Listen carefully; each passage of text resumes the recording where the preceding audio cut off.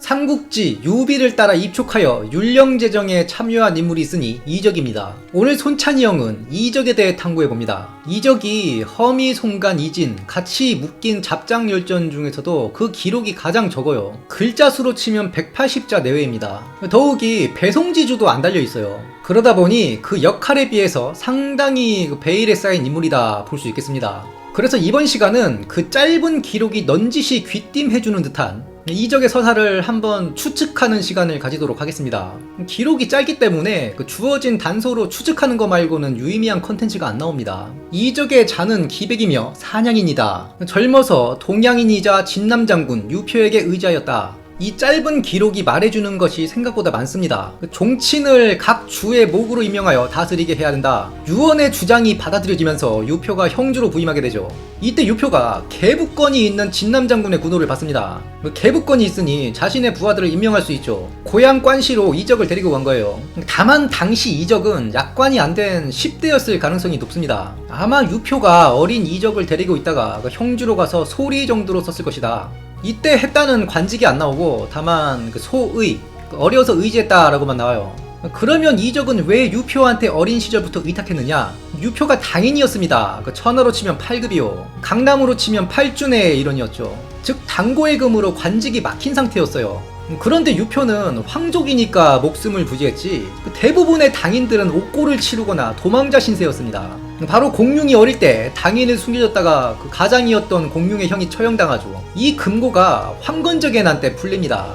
당인들의 금고를 풀고 그들을 등용해야 이 난을 해결할 수 있다. 아마 이적의 부치는 그 전에 결당 행위로 잘못된 것 같아요. 이걸 유표가 걷어준 게 아닌가 추측합니다. 그리고 유표와 이적의 고향이 연주입니다. 만약 이미 유표가 형주를 취했을 때 이적이 의탁했다면 굳이 진남장군 유표에게 의탁했다라고 쓰이지 않았을 것이고 형주로 이주했다 이런 표현이 더 자연스럽겠죠. 이적의 생물이 기록에 남아있지 않은데 유표가 대충 50줄 가까이 돼서 형주로 부임하거든요. 역산해 보면 유비보다 한 10년 정도 젊은 170년대 초반생일 것이다. 제가 지금 삼국지 관련 소설을 열심히 쓰고 있는데 그 창작의 부분도 이런 나름의 그 합리적인 추론에 의지해서만 쓰고 있습니다. 예중옥의 인수를 가지고 있던 유비가 원소의 명을 받고 예주 남부를 2번 밟아요. 그 목적은 허도 빈집이었습니다. 첫 번째는 조인의 기병대한테 털리죠. 그리고 다시 원소한테 가니까 원소가 유비를 또 연암으로 보내요. 다만 이때는 유비가 자신의 원래 부국들을 데리고 내려갑니다. 먼저 번에서는 원소의 병사들을 데리고 내려갔어요. 그래서 조인이 조조한테 유비가 이끄는 병력은 원소의 병력이니 유비가 제대로 통솔하지 못할 것이다 하고 기병대로 조진 거거든요. 암튼 이때 유비는 이미 딴 생각을 하고 있었다. 미축과 송건을 유표한테 보내서 빈방 하나 있냐 하는 거죠. 동시에 조조가 원소군의 오소를 털고 관도에서 승리합니다. 그리고 바로 그 허도 가까이 주둔하던 유비를 직접 친정을 해서 쳐요. 이때 유비가 바로 형주로 튀는 겁니다. 그리고 이적이 유비와 인연을 맺게 되는데 그 기록의 뉘앙스가 상당히 미심쩍어요.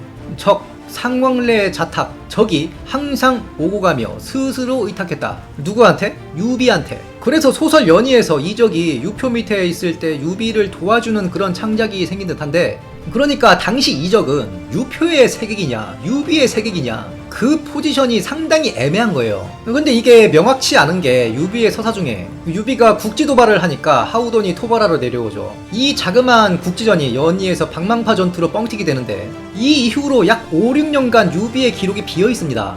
그런데 이적이 유비랑 짝짝꿍했다는 그 기간이 딱 그 기간이란 말입니다. 그래서 이적이 언제부터 어떤 계기로 유비를 주군으로 모시려고 결심했는지 알 수가 없다는 뜻이에요. 다만 유표가 죽고 나서 유비를 따른 걸 보면 아마 그 비어있는 시간 동안에 크고 작은 사건들이 있었을 겁니다. 이것도 추측을 해봐야 되는데 아마 후계에 관련된 문제일 거예요. 위 세어보면 그 괴월과 채모가 유비를 죽이려 했다는 정황이 나오죠. 괴월과 채모가 누굽니까? 그 형주 호족들입니다. 당시 군웅알거 시대의 그 지방 헤게모니는 호족과 그 굴러온 이방인들 간의 다툼으로 표현할 수 있습니다. 유언이 익주로 가서 가장 먼저 한 게 뭐냐? 호족들 조지는 거였어요. 그 오두미도의 장로 그리고 이민자들의 무력 집단 동주병을 이용해서 호족들을 싹 정리해버리죠. 유표도 마찬가지입니다. 그 채씨, 괴씨들과 손잡고 나머지 호족들을 한 곳에 유인해서 싹 목을 날려버려요. 즉 이 호족들은 이방인들을 꺼려합니다. 당연한 거겠죠.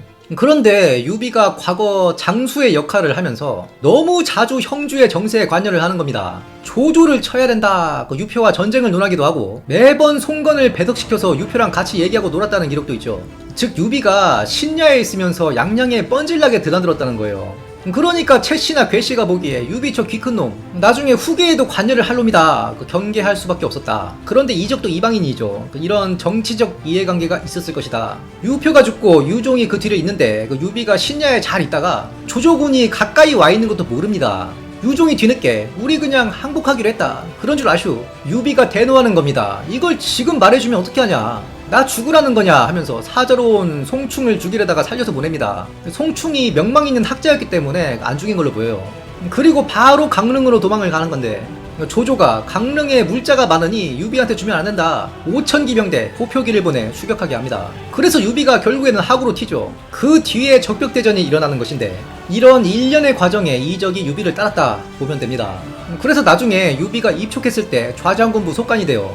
당시 유비의 군호가 좌장군이었기 때문에 유비 세력의 주요 권력은 좌장군부 중심으로 돌아갔습니다. 제갈량부터가 좌장군부의 군사중랑장이었죠. 입촉 후에 군사장군이 되는 거고, 이 군사가 소설 연의에 나오는 그 군사입니다. 원래 중군사, 전군사, 후군사 이런 편제가 있는데 이 군사직들은 원래 그 승상부 속관들이에요. 그런데 유비가 황제나 승상이 아니니까 군사를 둘 수 없죠. 그래서 군사중랑장, 군사장군 이런 군호를 만든 겁니다. 우리에게 군사 하면 제갈량을 설명하는 중요한 호칭이 되는데 실질적으로는 그 보직 자체가 짝군사였다. 유비가 이적을 대우하기를 간홍, 송건의 버금 같다. 버금아자를 썼죠. 간홍, 송건의 조금 못하다는 뜻입니다. 이건 인간 짬대우 측면에서 보시면 됩니다. 그래서 기록에도 제갈량이랑 비교하지 않은 거예요. 이후에 유비가 이적을 송건에게 사신으로 보내는 서사가 존재합니다. 그런데 그때와 어떤 논의를 했는지는 기록에 나와 있지 않아요. 예를 들면 제갈량 시대의 사신들은 그 기록이 다 나와 있습니다. 그래서 이걸 유추해보자면 익양대치 직후인 것으로 추측됩니다. 그 근거들이 있습니다. 일단 기록에서는 익양대치 중에 그 조조가 한중을 털어버리자 유비가 송건이랑 그래 그냥 딱 나누자 대충 합의하고 다시 돌아갔죠. 이때 송건한테 사신을 보냈다 되어 있어요.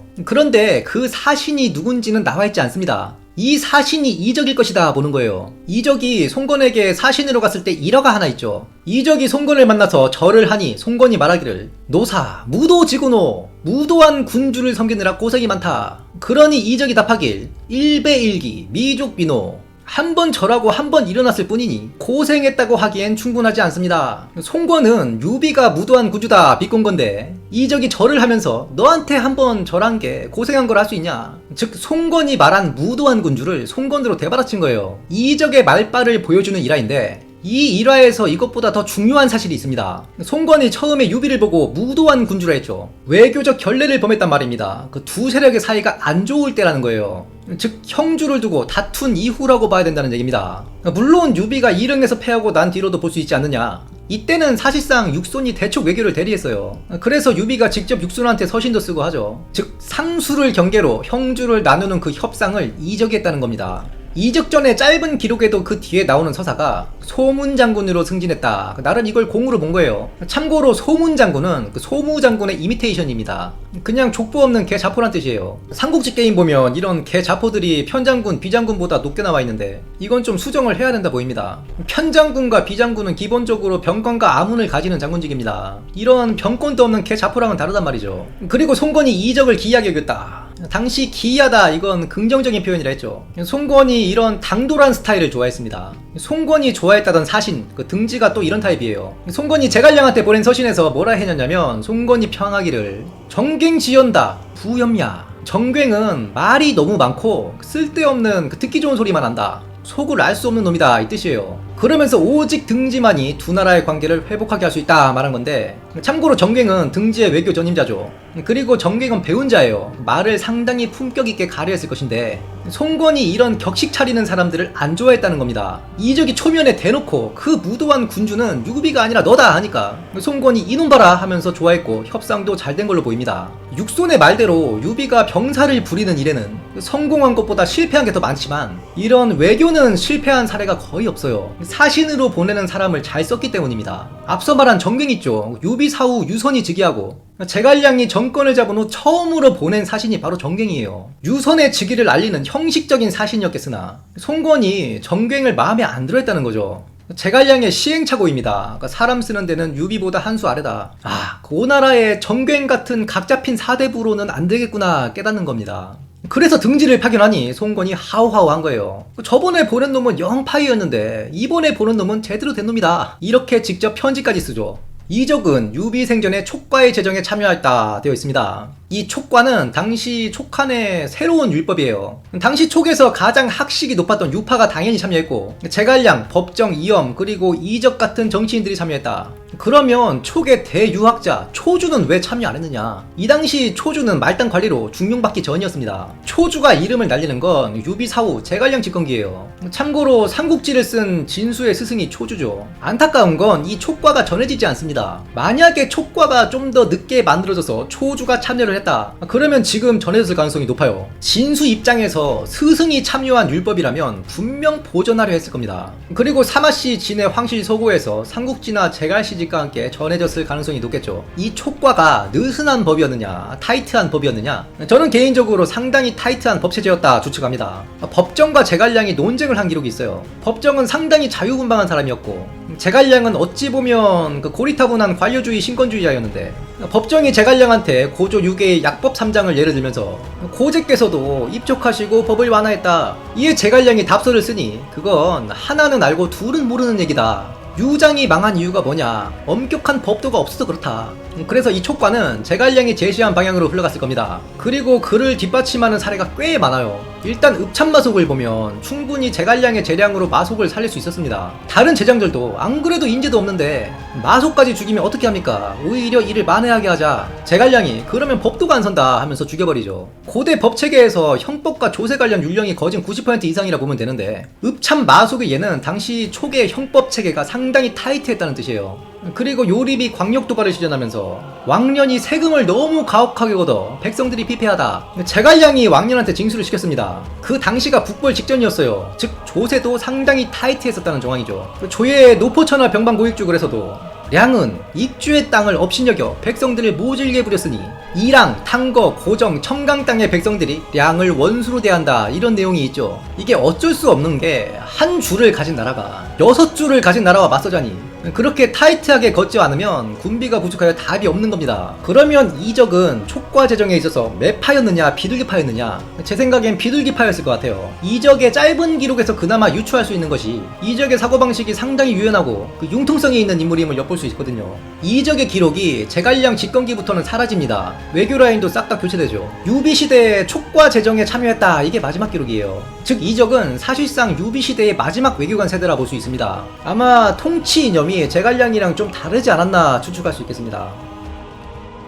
오늘도 평화로운 역경루에서 오침 중인 손찬이 형을 관정이 깨우며 이르기를 이적의 통무지정매를 논해보시오. 이에 손찬이 형이 주섬주섬 일어나 답하니 먼저 이적이 좌장군부 즉 군부의 속관을 역임했으나 그 보직이 동사중랑으로 사실상 군직과는 큰 상관이 없었어. 유비가 그를 사마로 쓰지 않은 것은 통솔이 그의 장기가 아니었기 때문일 것이요. 이에 38 리메이크의 36을 인용하도록 하겠소. 그러면 무력은 어떻소? 이적의 체구와 용맹에 관한 기록은 당연히 없으나 오나라까지 먼 길을 다녀온 거 보면 기본적인 체력은 되지 않았겠소? 무력은 45로 상향하도록 하겠소. 그러면 치력은 어떻소? 이적이 대기를 세우거나 관련하여 가능한 바 없으나 그가 촉과에 참여한 것을 볼 때 지식인층이었으면 확실하므로 지력 역시 38 리메이크의 78을 인용하도록 하겠소. 그러면 정치는 어떻소? 그는 촉과 제정에 참여하였소. 이런 통치 관련된 법률 제정에 참여했다는 것은 정치의 큰 평가 요소요. 이에 정치 역시 85를 인용하도록 하겠소. 그러면 매력은 어떻소? 그는 송건의 마음에 드는 자요. 또한 누군가 척진바도 없어. 이에 매력은 다소 올려 88로 책정하도록 하겠어. 손찬이 형이 퇴청하려는 관정을 붙잡고 묻기를 죽은 공성범 장군을 추정하라는 청이 쇄도하고 있어. 마땅히 줄 군호와 시효가 있겠어. 이에 관정이 잠시 생각하라 답하길 소열제는 유능한 부하들에게 자포를 직접 만들어 내려서 정식 군우를 주자면 그 군우를 가지고 있는 자가 있는지 확인부터 해서 천자의 허락을 받아야 하고 귀찮은 바가 많으니 대충 규종 장군의 군우를 내리는 것이 좋겠어. 손찬이 형이 귀를 후비며 그 대충 해시 장군이란 뜻이겠군. 좋소. 시호는 어떻소? 시호는 이를 내려 이후로 봉하는 게 마땅하다보. 손찬영이 감탄하며 매우 좋은 시호요. 내 즉시 천작께 표를 올려 추증토록 하겠소. 근데 그 시호는 주나라 시호법에서 어떠한 뜻을 가지고 있는 선시오? 이에 관정이 귀찮다는 듯 퇴청하며 답하니 그런 거 없어. 자두나무라는 뜻이요. 이에 손찬영이 불화를 탁 치며 다시 오침을 청하였다. 지금까지 형주분할 협상의 주인공 이적에 대해 탐구해보았습니다. 영상이 유익하셨다면 구독, 좋아요, 알림 설정 부탁드리며 다음 시간에도 풍성한 내용으로 찾아뵙겠습니다. 감사합니다.